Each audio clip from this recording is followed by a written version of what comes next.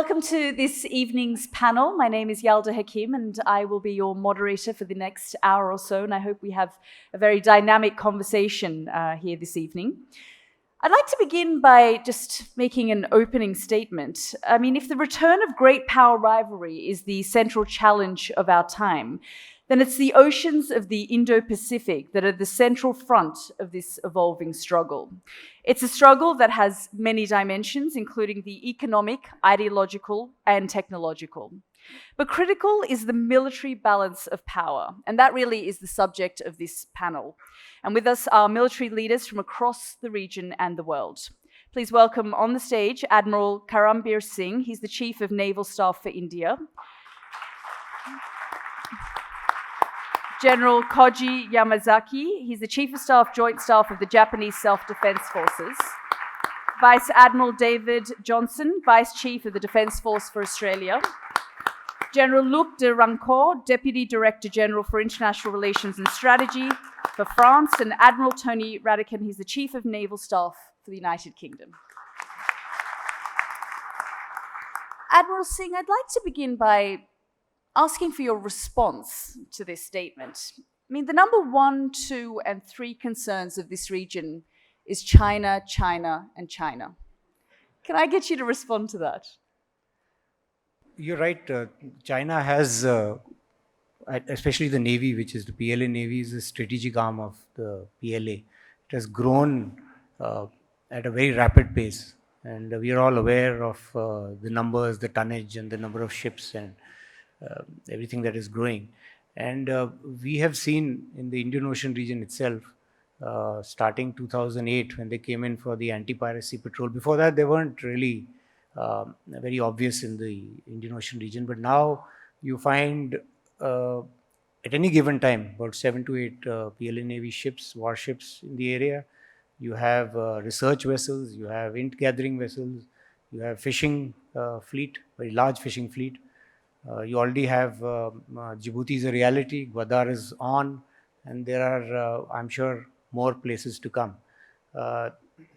Also, if you see the defense exports, nearly 85% of the defense exports are in the Indian Ocean region. So we are really watching and observing what is happening. We have placed our ships in mission-based deployments so that we get an idea of what are the activities not only China, but all other countries, all other nations are doing, so that if there's anything that impinges on our national interests or sovereignty, we will have to act. To my mind, I think if there's any maritime activity that deviates from the norm or rule-based order, that can cause regional instability. That's what we are looking for. Has there been any example of that? There have been instances when we have had the PLA ships coming into our exclusive economic zone, and wherein we have had to tell them that because we have issued certain addendums to the convention, or we have had to tell them that this impinges on our issue. And if you see the BRI, the CPEC, it impinges on our sovereignty. Have they respected that? Have they backed off? Not yet. So what are you doing about it then? I mean, is there something that's being done other than observing and watching?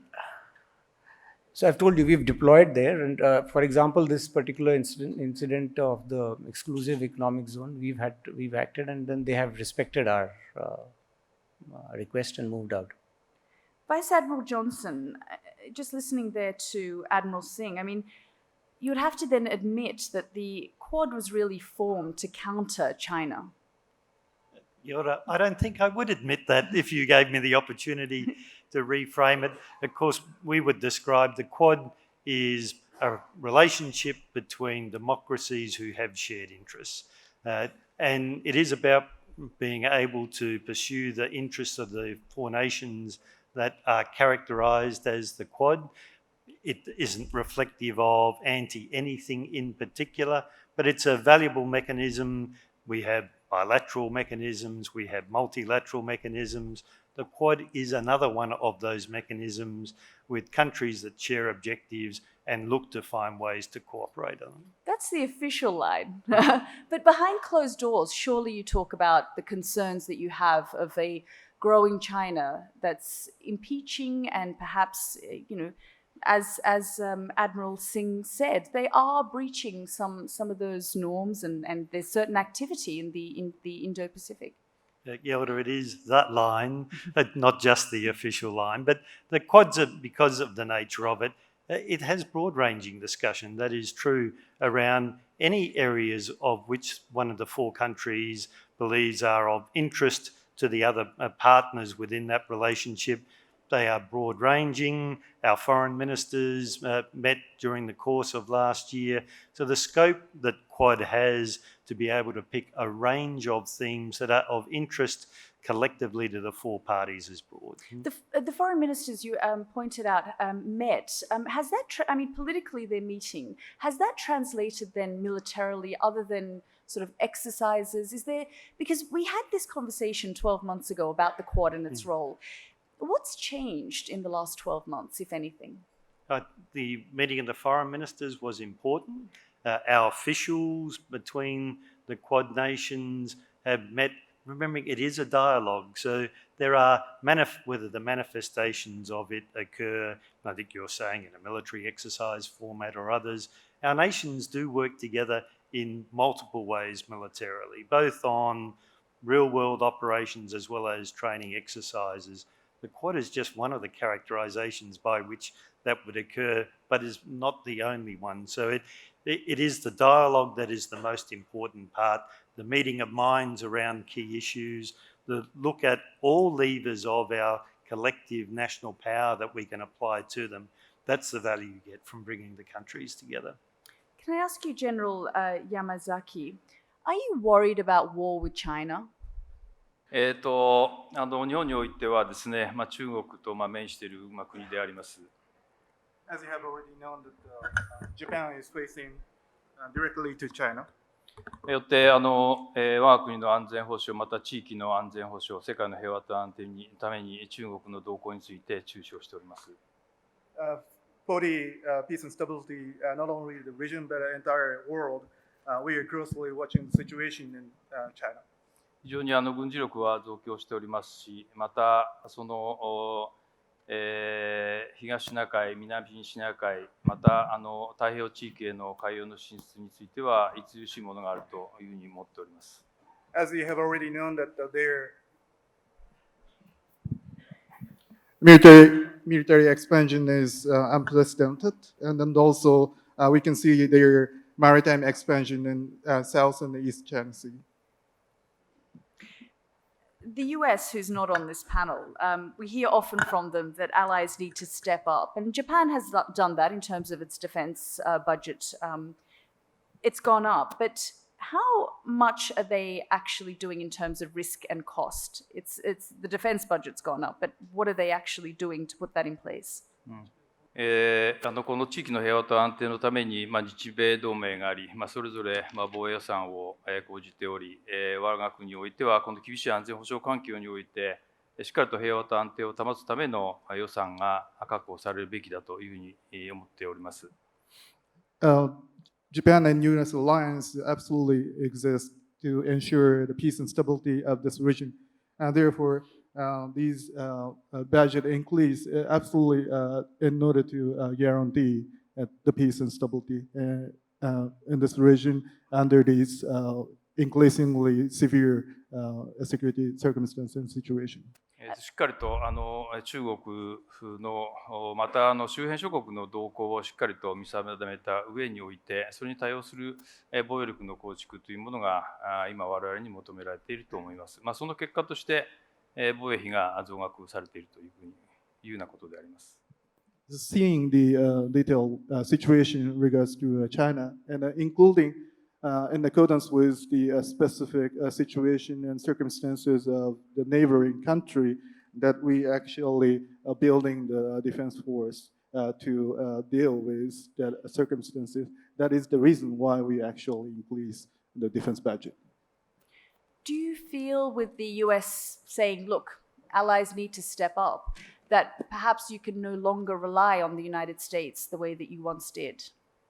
やはり地域の平和と安定のために日同盟が果たした役割はこれまで大きいものがありますし、やはり将来にわたってこの地域が平和であるためには日米同盟はなくてはならないというふうに思っていますし、さらにその日米の共同訓練、またこのスタッフトークスをはじめ、指揮所演習、共同訓練、いろいろな場において日米同盟を強くする場があるわけでありますけれども、すべての面においてロバストな関係を作っていきたいと思っています。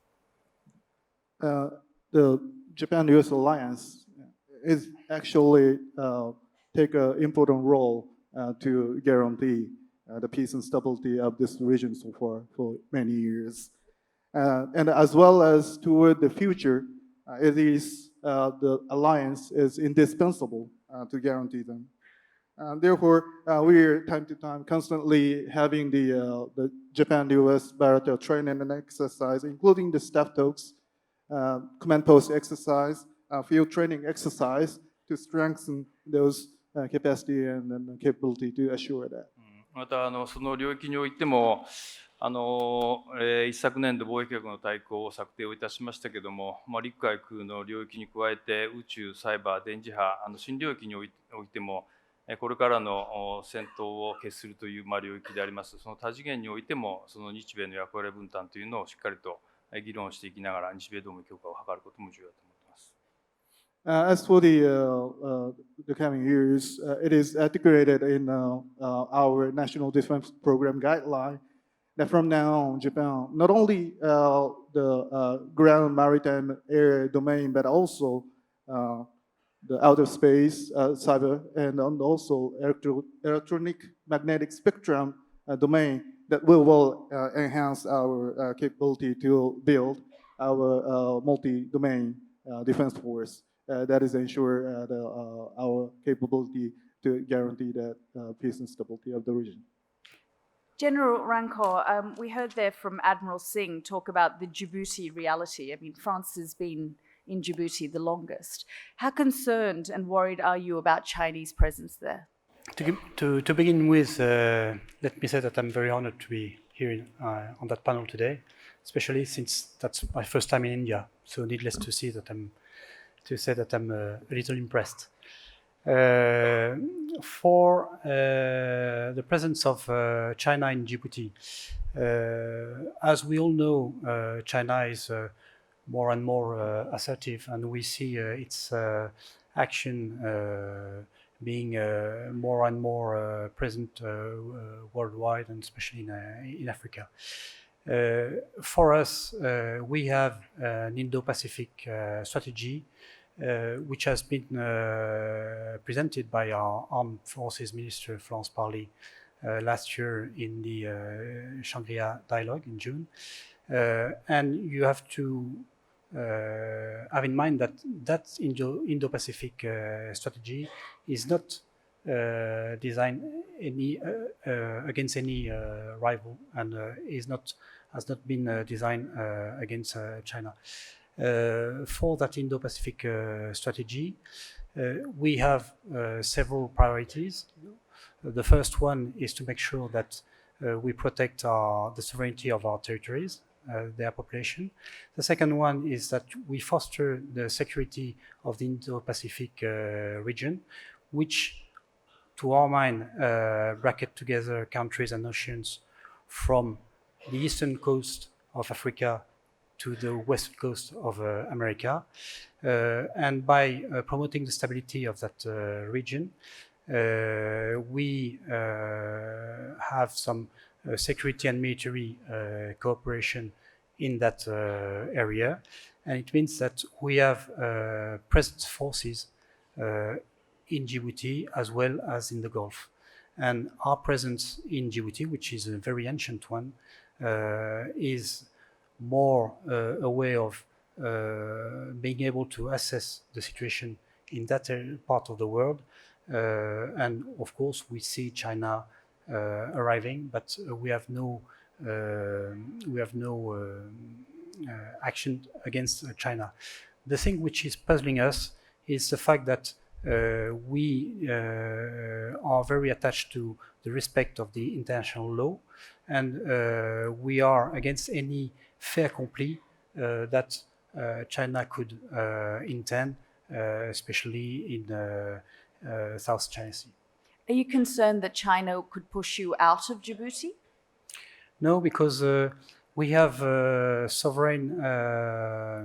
This is a discussion between sovereign countries, with Djibouti and the French, with the Djiboutian government and the French government, and therefore, as we have a very historical relationship with the Djiboutian government, as we are promoting, we are securing their airspace.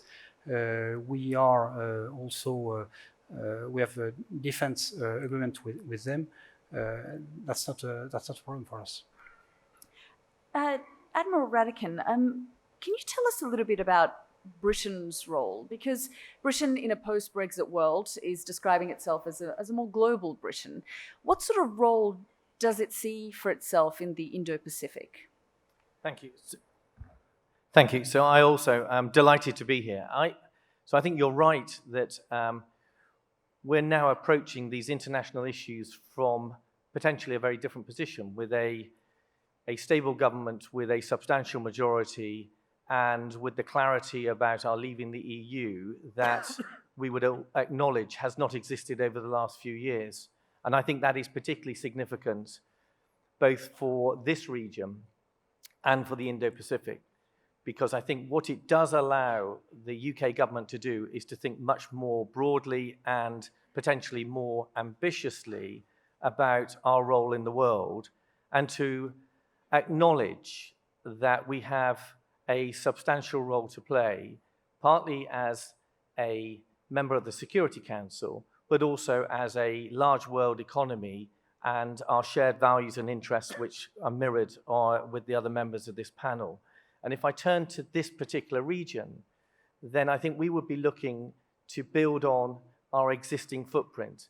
So that starts with the British Indian Ocean Territory and Diego Garcia in the middle of the Indian Ocean, which is a strategic asset which we would wish to use on behalf of the whole region to promote security and stability.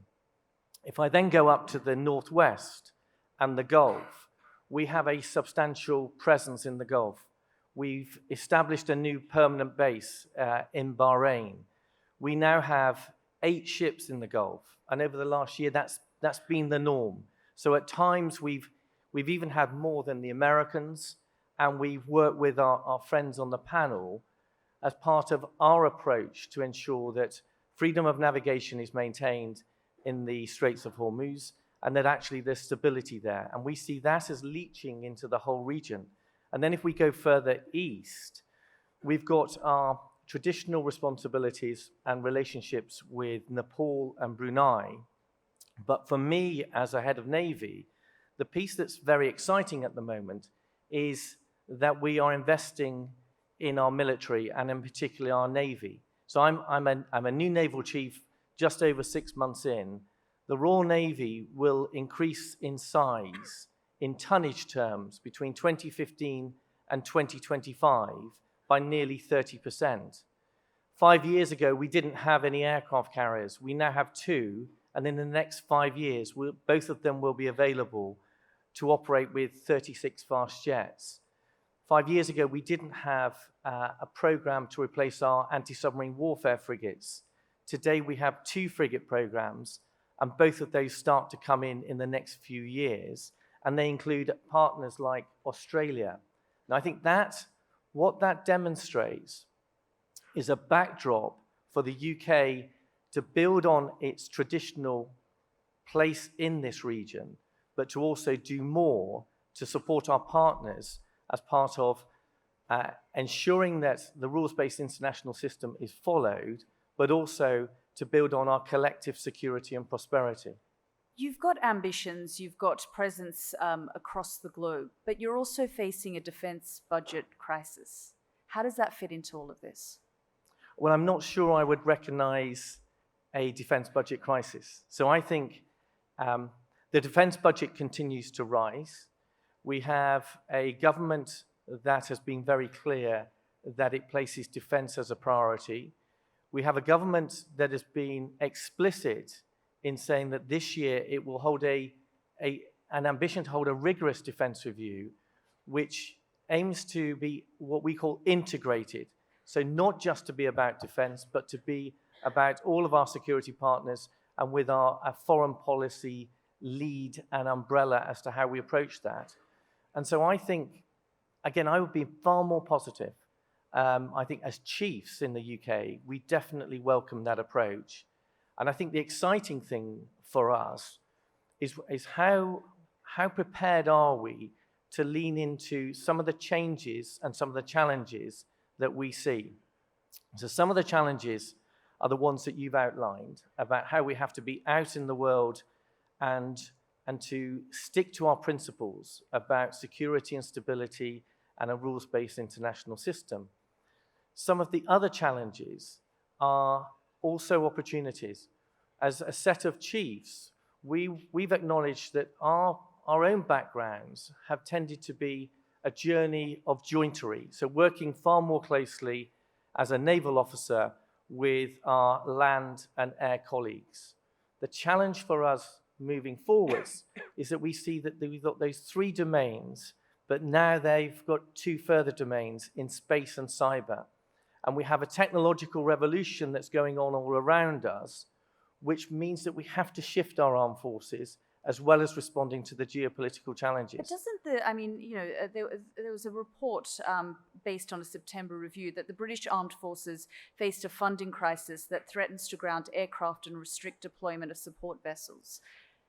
So this is the, I smile because there is this is almost the annual reporting of another financial crisis. The fundamentals, if we can step back and see what is happening with UK defence is being invested in. The characterisation that I gave of the Royal Navy, that is a phenomenal recapitalisation of the Royal Navy. And I could have gone on to talk about a major piece of investment, which is the replacement of our nuclear deterrent. Now, I think what that report spoke to was what is not unusual, and I'm not proud that we have these moments, but it's almost the cash piece of looking at the budget over the next year. But I don't recognise the report that says that we're going to be grounding our aircraft, we're going to be stopping deploying our ships. These are budgets that are in the order of £40 billion. And within £40 billion, as somebody who has a budget of £7 billion, there are choices for all of us to help to balance those books. And I think we're at one of those points again where we might have to make some difficult choices, but I don't recognise the sort of sensationalist language that's being described about those choices. But before I throw to the audience, I just wanted to ask you one other question about Britain's position as far as China is concerned. I mean, Australia, for example, if we talk about it from a political point of view, it was very swift on how it approached and dealt with Huawei, for example. Britain has not been as forthcoming. Politically, past leaders have rolled out the red carpet with China and have described it as an important trading partner. But militarily, from your perspective, how do you view China? Do you see it as a threat? So I think we have been very consistent. So our consistency has been shaped around a rules-based international system. And I'm very proud at the way that we have been able to respond in a much stronger way than in the last 2 or 3 years than we have done over the previous decade. And if I give the examples in the maritime space of working much more closely with our Japanese colleagues, our Australian colleagues, our French colleagues, our Canadian colleagues, our American colleagues, and the nations in the Indo-Pacific, so that we stick to our principles. And that has been evidenced by the way that we have supported freedom of navigation in the South China Seas, the way that collectively we have all supported freedom of navigation through the Straits of Taiwan, the way that we have also responded to UN Security Council resolutions and our approach to North Korea. So the UK has been doing much more in the last 2 or 3 years than we have been doing over the previous decade. Now, I think that, to me, reflects a consistency that the UK has about those issues, whether it's in the South China Seas, or it's in the Gulf, or it's in the High North. And I think that's where we are aligned as a panel, and it's less about the language of describing China as a threat. It's more about sticking to our principles around security, a rules-based international system, and that we have the opportunity for shared prosperity if we use the high seas and the global commons as we know it in order to further all of our economies. I'd just like to open up to the audience now and take some questions. I understand we've got the young fellows, and there are 3 questions from there. So if I can get you to come to the mic and just introduce yourself, who you are, and your question. I'll take 3 questions, and then I'll take it to the panelists before going back. So good evening, I'm Micah, I'm from the Philippines.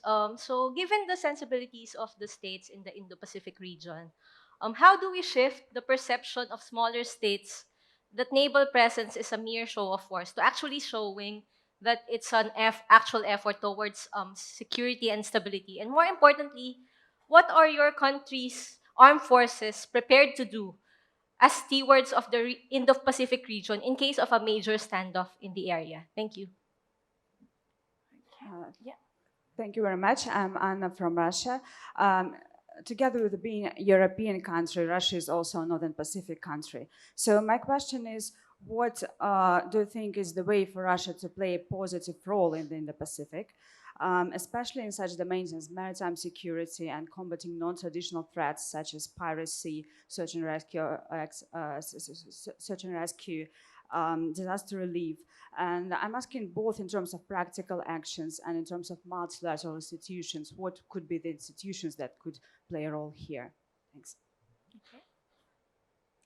Thank you. Hello. Doesn't this new framing of the region as Indo-Pacific, with this various overlapping political and trade fora, like different FTAs, like the ASEAN-India FTA, like ASEAN Plus, RCEP, ASEM, APEC, EIS, and so forth, brings us back to what Jagdish Bhagwati already pointed out in 1995 as the spaghetti bowl phenomenon for the economic side. And after Doha clearly has failed, and considering the changes in power structures today, how do you think we can overcome this so-called spaghetti phenomenon? And if not, how do you think this can be managed also from a security point of view? Thank you. Okay. So can I bring it back to the panel? I don't know who wants to answer what. Yalda, could I please. answer the first question, which, if I understood it correctly, was around how might naval forces or perhaps military capability more generally be relevant in the Indo-Pacific and in particular relevant to small nations. My view on that is one of the core roles that military units perform, naval and others, around reinforcing global norms. So in particular in the maritime environment, the UNCLOS, or the law of the sea, a very important principle, particularly to a country like Australia, but I think for all the panel members, we're in a country that seeks to trade, the ability for goods to move freely and ensure both our own economy and economies of countries that we work with and trade with is open and accessible. The role that military units can perform are ensuring that the law of the sea and that global norm is respected, and it's respected irrelevant of the size of the country. It may be a country, and many of our Pacific neighbours have very small maritime capabilities, to countries like the US in the region that have very substantial one. The law of the sea is common to all, and the role that each of our nations can reinforce is, for small countries and large countries, those rules apply equally to each. Right. Yes. やはりこの世界の平和と安定、また各国がその平和と安定のもとに、繁栄をしていくためには、やはりこの法と秩序に基づく航海の自由、航行の自由というのが確保され、自由貿易が確保されるということが重要だと思います。For the peace and stability of the world, and then also each country will receive the benefit out of the peace and stability. It is indispensable to preserve the law and the order. That is the values which actually guarantee all those things. また軍事的な観点においては、それをしっかりと確保するために、その共通の利益、また価値観を有する国がしっかりと連携を取り、しっかり事態が発生をしないような体制を構築するということがまず重要だと思います。And based on that law and order, it is necessary to ensure the freedom of navigation and overflight, as well as from the military point of view, it is necessary to closely collaborate and cooperate with those countries who share the common value in that context. And that is very critical to ensure that. また非常にそれぞれにおいては国益、またそれぞれの権益等があり、このインド太平洋地域においてはいろいろなところでいろんなことが事態が発生が予想されるわけでありますけれども、しっかりとそのところの各国がしっかりと関与をしていくということが重要であると思います。So through those efforts, there are a lot of differences in national interest among all those countries. However, it is necessary to put utmost effort to deter any kind of probable confrontation or the situation through those various kind of the corrective effort. また軍事的にはその事態発生を抑止するということと、抑止が破綻をしたときにはしっかりと対処できる能力を持つということが、しっかりとこの平和と安定を築くためには重要な要素であろうと思います。So most importantly, it is necessary to maintain that deterrence to prevent any kind of probable situation or the contingency. However, once that deterrence effect is not being successful, it is necessary for us to be absolutely ready to cope with any kind of probable situation. Yes, please. Can I just add, from my perspective, the piece that links those each of those questions is almost the phenomenon that exists by our ability to work together. And I think what's interesting in terms of the problems that and the challenges that we face is that where we buy into big international constructs, and then we tailor our responses for particular areas depending on the appetite of individual governments, then actually you then see very definite actions. So the obvious one in recent times is in the Gulf, where there's been that challenge to the freedom of navigation, and you have different security constructs that have arisen to enable freedom of navigation to be preserved. The reason why I stress the phenomenon of working together is I think that what it then enables is leaching into other aspects. So what joins all of us here is that we take advantage of a legal construct called the High Seas that was created in the 1600s that has enabled all of our nations to gain prosperity and to be able to trade with each other and to do it in a controlled and preserved manner. I think that when we come together, some of those other aspects are quite surprising, and they leach beyond the economic and beyond the security to some of the other major issues that face all of us. General Yamazaki and I were at the Indo-PACOM conference for chiefs of defense last year, and I have never been sat round a table with other chiefs where, quite rightly, the heads from Papua New Guinea and Bangladesh made the point that beyond security and stability, they had a far more fundamental challenge that they saw for their nations, which was existential in terms of the potential impact of climate change. And I just highlight that because we were having a security dialogue, but that security dialogue was able to highlight how we as nations would need to work together for something that was probably far more fundamental than our standard security and prosperity and stability challenges. There was also a question about what kind of role Russia can play in the Indo-Pacific. So my very quick one would be Russia should join with the other nations that are operating there and support a rules-based international system. And I think one of the amazing advantages of maritime constructs is that they are reasonably fluid and they can take on different partners.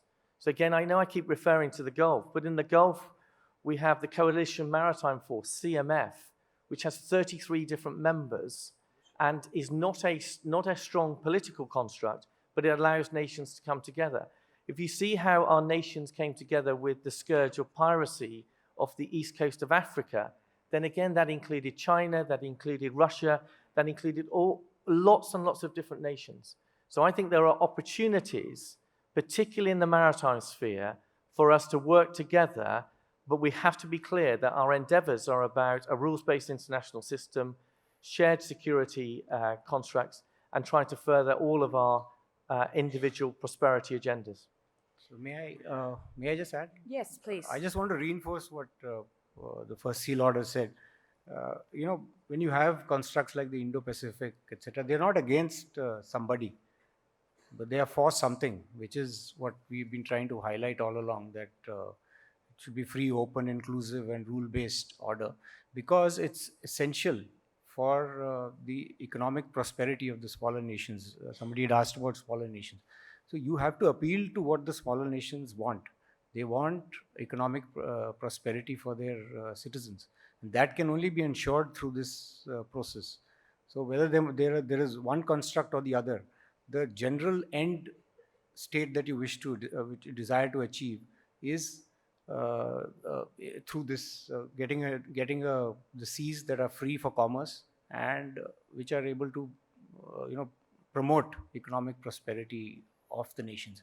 If you appeal to that, that's why the Prime Minister Modi's concept of Sagar, which is security and growth for all in the region, it appeals to us. And when we, as the Indian Navy, when I discuss with the countries that I or the navies that I cooperate with, this is the statement that I make, that we have to be partners in security and growth, and only then will we have everybody on board and convince everybody on board that this is the means to achieve this end state.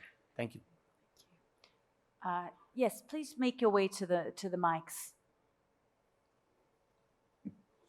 To all of you all, I'm Bajwa, editor of the Indian Defence Review. A few years back, there was a talk that an invitation is going to be extended to France and United Kingdom, their navies, to also join the Quad. To be relevant in this area, I think that's a very logical step. Is that likely to happen? It can, of course, the name will change from Quad to Hexa or something like that. But to be relevant here, you need to be here. Thank you. Did someone want to pick that up? Yeah. I would offer an initial view, and I'm sure my panel members will offer their own. I think that our view of the Quad is still an area that is developing. Australian perspective is we're open-minded how it might develop in the future. It needs to mature somewhat in its current construct to exploit all of the opportunities that are available to us with the 4 participating nations. But we are one of the countries who are open-minded on how it may evolve into the future. Quad, as I see it, is a consultative platform. And now the gentleman was alluding to the navies operating together. The fact is that bilaterally and multilaterally we are operating together, and we have a very robust sort of relationship at sea. So if and when there is a desire to evolve a little more, we are almost ready, because we've been operating together all along. The Chinese media has said that the Quad is doomed to fail. How do you respond to that? Dead in the water, they said. What was that, sir? No, but I don't see it going that way. I see that I think it will evolve organically, as has been stated earlier by people. And as it evolves, because we have a common understanding of what we want as the end state. If you have that, then I don't think it will be dead in the water. And I would agree. If the notion of the Quad as it is about like-minded nations sharing interests together, that will never fail. Those interests will endure. They may change and evolve over time, and as the last question put to us, the construct may evolve, but certainly the 4 countries and others that are maybe participants in it, we have core foundational interests that are deeply reflective of the countries and the democracies in which we have. I can see no circumstances where the desire to cooperate together would fail. Economically, China is incredibly important to Australia. I mean, some would argue, why is Australia bothering and getting caught up in the rivalries between, say, a Japan and a China, or a China and an India? Australia does have a very important relationship with China. It's an important trading partner to us for our exports. Equally, Australia is important to China because we're a reliable provider of high quality minerals and other products, and increasingly services. So it is a complementary relationship that our two countries have. But China is part of the framework of which we have many relationships with, and the manner by which we manage that is also reflective of our core values and interests. Where we have differences, our constructive relationship should enable us to be able to call those differences out. But the relationship with China is important. It's not exclusive. We have core relationships with many countries, and from a national perspective, we're able to manage that. Okay, I'll take it back to the audience. Yes. Hello. Good evening. My name is Hari and I come from Nepal. My question is sort of basics. The discussion on Indo-Pacific, conversation thereof, is it confined to the security and military matters only, or is it a broader construct with kind of inclusive perspective of all relevant issues? Thank you. Yep, I'll take a second question. Hi, my name is Himanshu Vajpayee and I'm from India. I watched the previous iteration of Raisina Dialogue, and in that, when the Indian admiral talked about China, no admiral or general other than that of Japan's was very agree. They all were very reluctant to talk about China. But in this edition, they seem to be very upcoming about talking about China and seeing it as a threat. Another thing, so I would like to ask you, what has changed in that 1 year? Secondly, Admiral Tony Radkin here said in a previous answer, like talked about rule-based international system.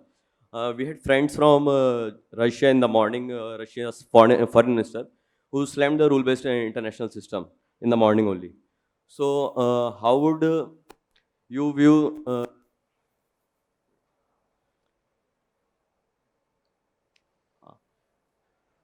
you think about that, and I'll put the first question to them. The question was, a year ago, I suppose those on the stage were reluctant to talk about China. It was the elephant or the panda in the room.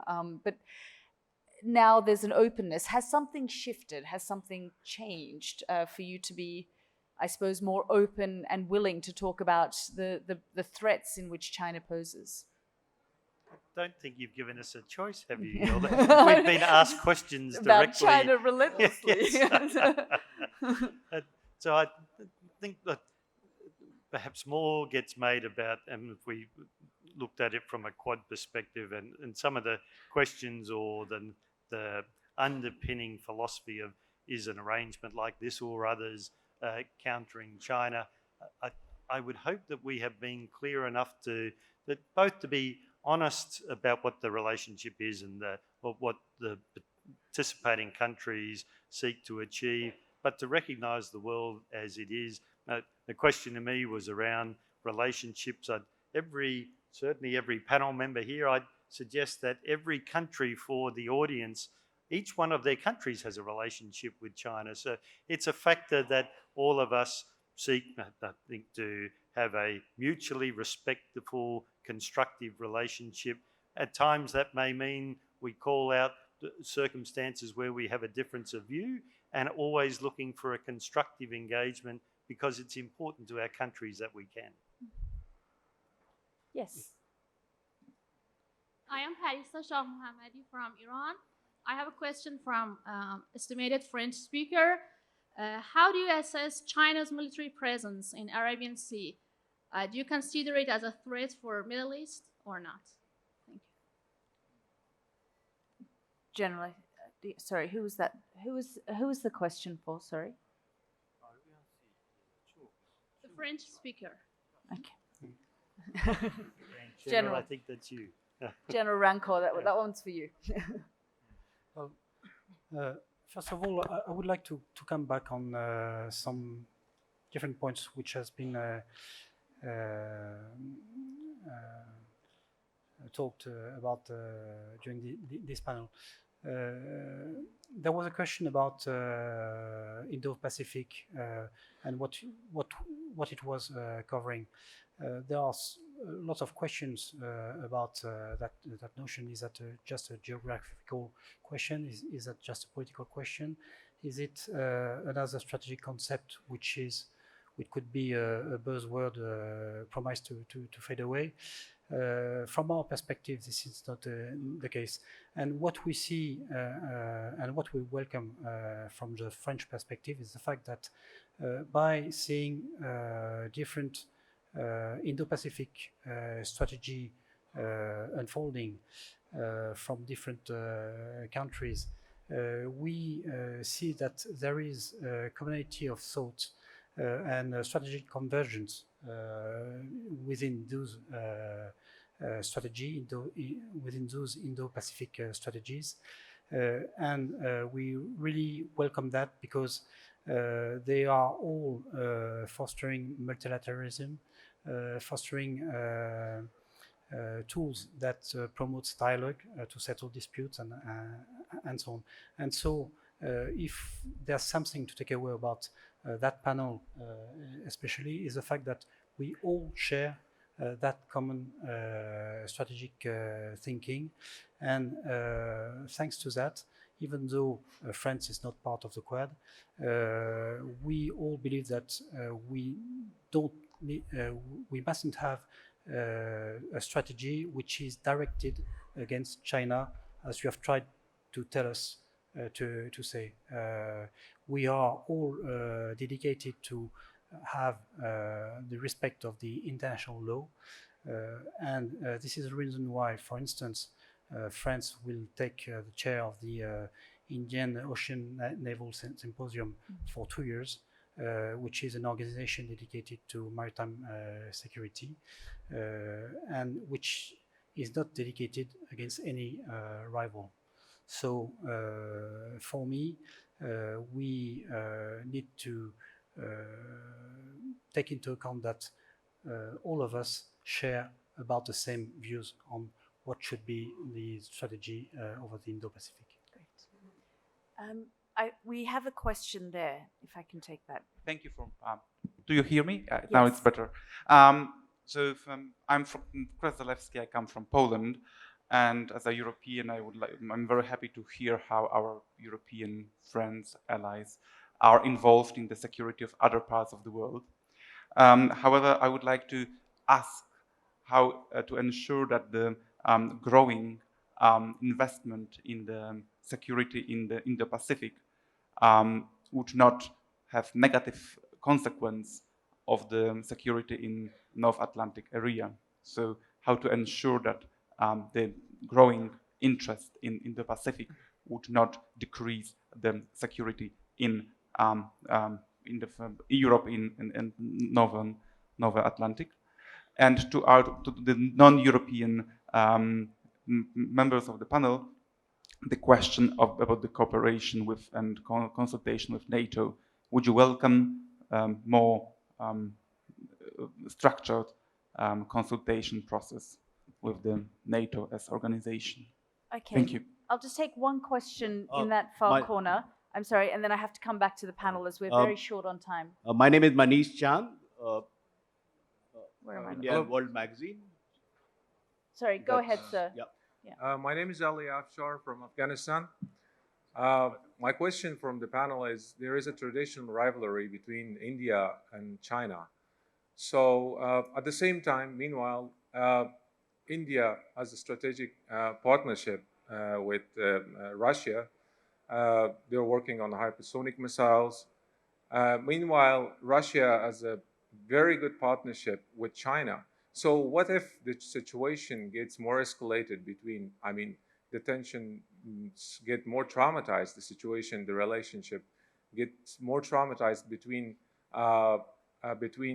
India and China. How do you assess Russia's role in this relationship, and how vital do you think it is in this realm? Thank you very much. Thank you. We just have a couple of minutes, so I'll come to. Can of course. if I may answer the question from the Polish gentleman. So I'm not sure that the equation is as simple as if there's more security being invested in the Indo-Pacific by European nations, that then means that there's a weakness in the Euro-Atlantic. And the rationale for that is that the Euro-Atlantic position, I think, is always backed up by the world's greatest ever military alliance called NATO. And that remains in a very healthy position. And I think you saw in London the celebration of 70 years of that alliance. And you also saw that since President Trump has been very open about his pressure for European nations to invest more in their security, there has been a response to the tune of over $100 billion. So I think that your thesis to me, it's more complex than that. And then the only other piece on the why are we here and is that appropriate? Then I think that it's very clear that we have shared interests, and major powers have some very clear interests in all parts of the world. But my view, particularly from a maritime point of view, is I love a predecessor of Admiral Singh's phrase where Admiral Mehta said that in a globalized world, these days, every nation is a maritime nation. And I think that, to me, is why the trying to just pick out individual countries with individual coastlines or individual responsibilities, I'm not sure it's an accurate way of how we need to approach the world, because most of our issues tend to be shared problems and require a shared approach to try and resolve them. And on that note, we've actually run out of time, so it's a good note to end on. Thank you, ladies and gentlemen. Please thank our panelists.